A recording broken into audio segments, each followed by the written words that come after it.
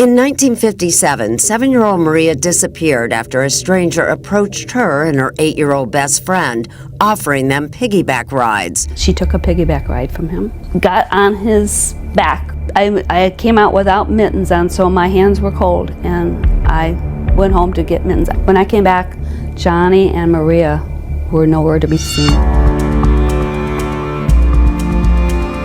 There's two girls there, and they didn't really know you, though, right? Obviously, they're not going to know an 18-year-old man when they're little girls, but... No, I recognized the little girl. I knew her name. Oh, okay. I'm going to tell you exactly how I feel about something like this. I feel that you're hiding something, that you're holding something back, and it's something that's embarrassing to you. But you got to realize, you're kind of like in a world of shit right now. Former police officer Jack McCullough was sentenced to life in prison today for the 1957 murder of a little girl, and in one of the nation's longest and most notorious cold cases. My name is Jack Daniel McCullough. I've been accused and convicted of a murder I did not commit. McCullough, now 73, was sentenced in Sycamore, the same town where he kidnapped and killed Maria Ridulph on December 3rd, 1957. And your first name is... Jack. Okay, and your middle name is... Daniel. McCullough, correct? Correct. Okay. Do you have any other alias or nicknames or anything other than that? John Cherry. Okay. John Tessier. My stepfather.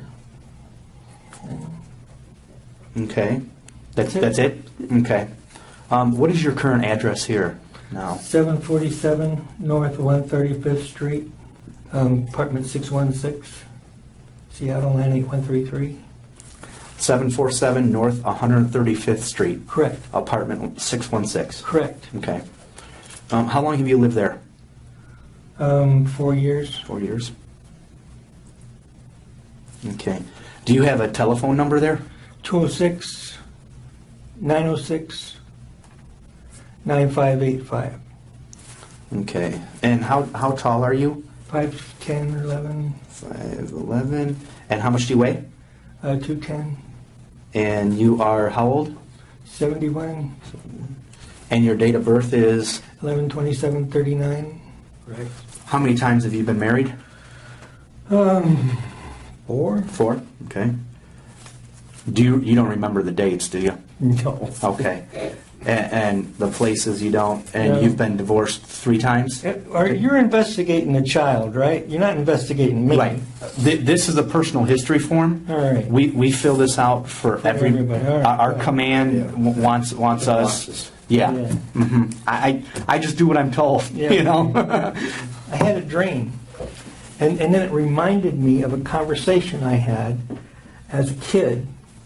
There's a little grade school that's only a block away from my home in Sycamore, which is 227. Oh, you want to write that down?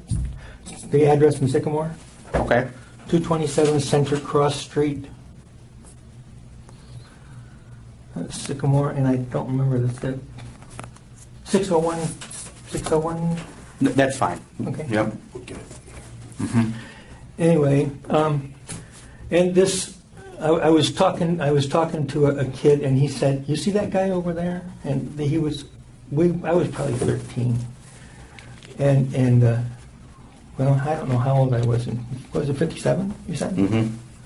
57. No, I was probably 17, 18, 17. Anyway, and he said, "Stay away from that kid. He wants to talk about sex." Okay, so this kid. Now I'm going to have to reach back and remember his name. I think I wrote it to the FBI, but it bothered me enough where I called up, and he lived with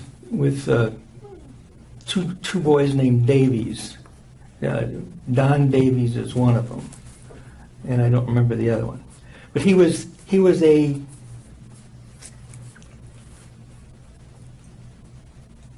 a kid they allowed to stay with them. He didn't have a home in Sycamore. So he's like a foster kid kind of a thing? And on the same block as Maria lived. Well, let me kind of, because I want to come back to this, because this is part of what I want to talk about, but kind of help me, you were, I think you said about 17 or so at the time. Kind of take me back and give me a flavor of what Sycamore was like. My God, Sycamore is Mayberry RFD. It was a wonderful place to grow up. And I knew everybody. I had paper routes all over town, so I had personal knowledge of everybody. It was just a great town. It still is, but it's grown a little bit too much. A lot of people from Chicago moved out. Yeah. Everything gets bigger, Yeah. Well, if you ever get a chance, go there. Oh, I've been through there many times. Yeah. Yeah. So It's a great little town. If I was going to raise kids, that's where I'd do it. So,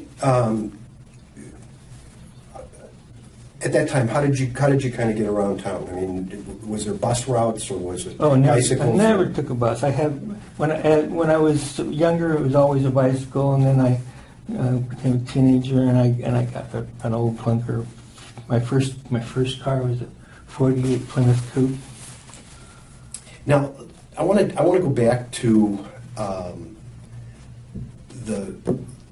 and this to me is kind of a thing. It's kind of like we all remember where we were when President Kennedy was shot or 9/11 happened. And this is kind of the 9/11 for Sycamore. I mean, anybody who we've talked to who's you're gonna like this. Go ahead. Yeah.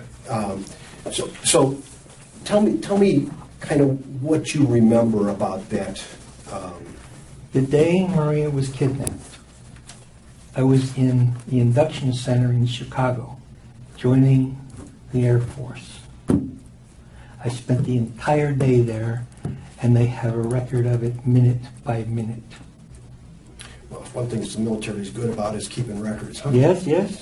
Okay. Requisition this, we need it in triplicate, right? Yeah. I was really pissed. The FBI talked to me back then as a suspect, and they even interrogated me, and is because the suspect that they think took Maria had a green coat, and I had a favorite green jacket at the time. So, I'm sure they asked the neighbors, anybody with a green jacket? And yeah, Jack's got one. So so how did you wind up at the induction center? I don't know how I got there. I may have taken the train, but I was there most of the day, and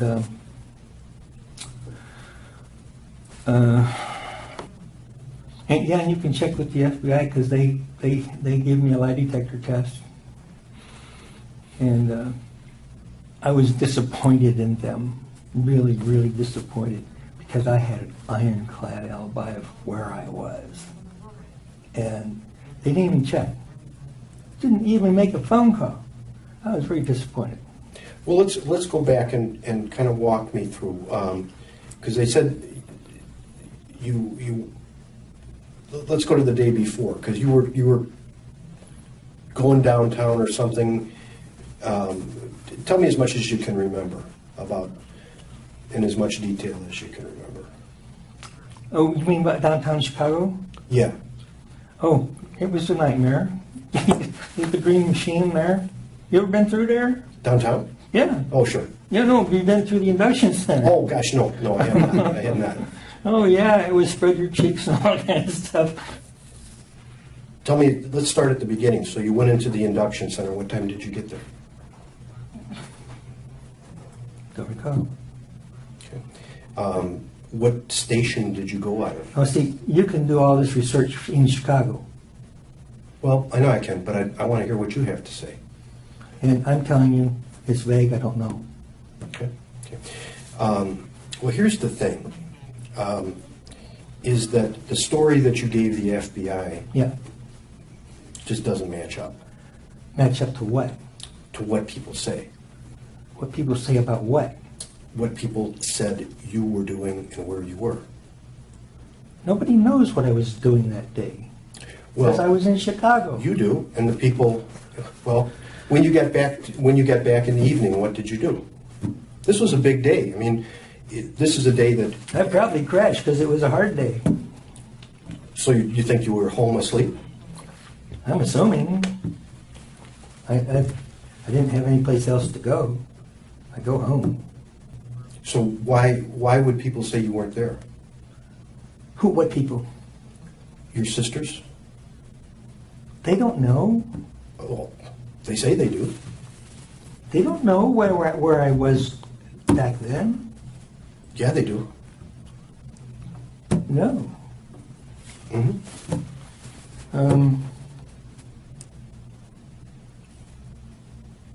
All right, we're done. Well, I'm disappointed because here's the thing. You're disappointed that I don't have a memory of it? No, I'm actually I am disappointed in that because I hoped you would have some explanations. And my sisters think had anything to do with her abduction? They just said you weren't home Because I was in Chicago. overnight. I don't remember where I stayed. I don't remember how I got home. It's 1957. Mm-hmm. Well, I mean, how about if I tell you what you told the FBI? What do you think I told the FBI? What they put in your report Okay. about the interview that you had. All right. Okay? See if this helps you at all. You said that you had gone on the 2nd of December, which would have been the day before, and that you got a train ticket for Rockford, and that you went down to the city, and then you were rejected because of the spot, and that they asked you to stay overnight at the YMCA, and then you went to the second day, I don't remember any of this. and that you had another physical exam, apparently, and then you came back to Rockford. I might have joined in Rockford, but that's just paperwork.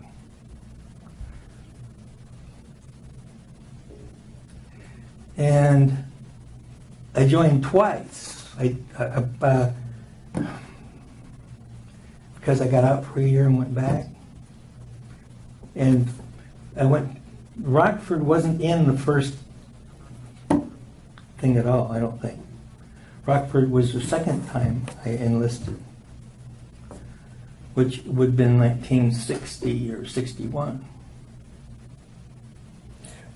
Well, apparently you were delivering stuff to Rockford to the post office. No recollection of that. Well, that's what you told them, I told who? the FBI. So I'm assuming you didn't lie to them, right? No, but I don't remember anything about this. Okay, but I'm just, I mean, if you lied to them about something, then this is incorrect. If you told them the truth about that, then the information that they have in their report should accurately reflect what you told them. Would that be correct then? If you've got any kind of documentation from back then, great. But I don't remember any of it. Prosecutors alleged that a 17-year-old McCullough, who was known by his birth name, John Tessia, approached Maria and her friend Kathy while they were playing outside of her house. He introduced himself as Johnny and offered the girls piggyback rides. She took a piggyback ride from him, got on his back. I came out without mittens on, so my hands were cold, and I went home to get mittens. When I came back, Johnny and Maria were nowhere to be seen. When Kathy left to get her mittens, prosecutors said McCullough dragged Maria to an alley, choked her with a wire, and stabbed her in the throat and chest. He then drove 100 miles and dumped the 7-year-old's body in a wooded area. First of all, you had the nickname Johnny, I think. Yeah. Okay. So the person that was introduced themselves to the girls said he was Johnny. Okay? Who knows? Okay. The description of the person matches you, down to the gap in the teeth. Yeah, that's really was surprising. Yeah, well, I'm sure, but, you know, that's what they, height, the weight. See, but that was my neighborhood. Everybody knew me. So if they had seen me on the street, Maria's parents knew me. I used to play with their daughters in the backyard. See, and that's, you know, well, the description isn't coming from Maria, though. It's coming No, she was from Kathy. Kidnapped. Right. It's coming from Kathy, the other girl that was there.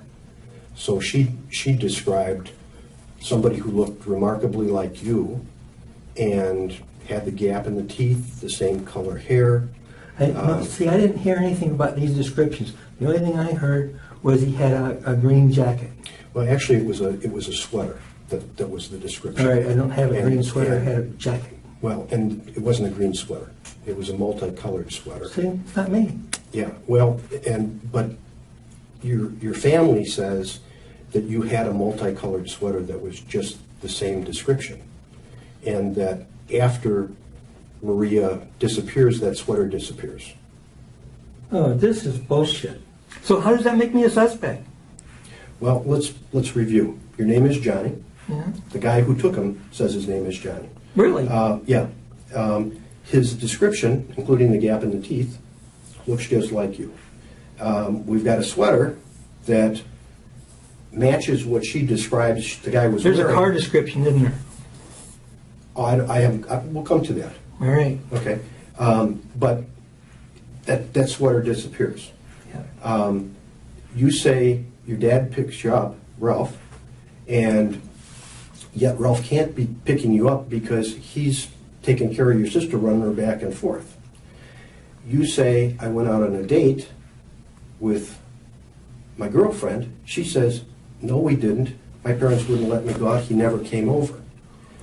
You say, I stayed the night Where? in your home. Probably. The girls say you weren't there. And they know you weren't there because Ralph and your mom went to help search and help to feed the people. And they put a lock on the front door so that they couldn't get in.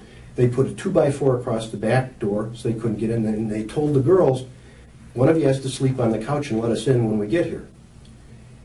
They come home at 4 or 5 o'clock in the morning, let them in, you're not there. So where are you? I might be in Chicago. You can't be in Chicago. I mean, you could be in Chicago, but you said you were in Rockford. Your phone call comes from Rockford. So you can't be in Chicago if the phone call collect is from Rockford. This is all bullshit. I don't know anything about it. I can't remember any of this that you're telling me. Maria's body was found on April 26, 1958. McCullough was arrested in Seattle last July after his half-sister, Janet Tessia, encouraged police to reopen the cold case and provided new information. Within days of Maria's disappearance, police received a phone call days later that John Tessia matched the description of a man seen talking to her. It's irrelevant. The incident doesn't happen till after 6 at night. And where was I? Well, you claim that you're in Rockford. So? So, Where does the train get off? in Rockford? It doesn't go to Sycamore. Well, apparently not. Okay, and if I'm in Rockford at 7 o'clock, I make a phone call from there at 7 o'clock and ask for a ride? Yeah. But nobody can come get you. So, I got a thumb, I can hitchhike. Well, you know, the other problem is that, you know, we can take all this stuff that's being said here, but when you're given a ticket by the military to go Sure, downtown, right? sure. Okay. So it doesn't make any sense not to take the ticket. Yeah. Right? Yeah. The problem is that the ticket didn't get used. Yeah, I mean, you know how the military is. Here's your ticket to go to Rockford, or to go from Rockford to Chicago. You never used it. You know where this comes from? Jan Edwards. McCullough left the state soon after the murder and joined the Air Force.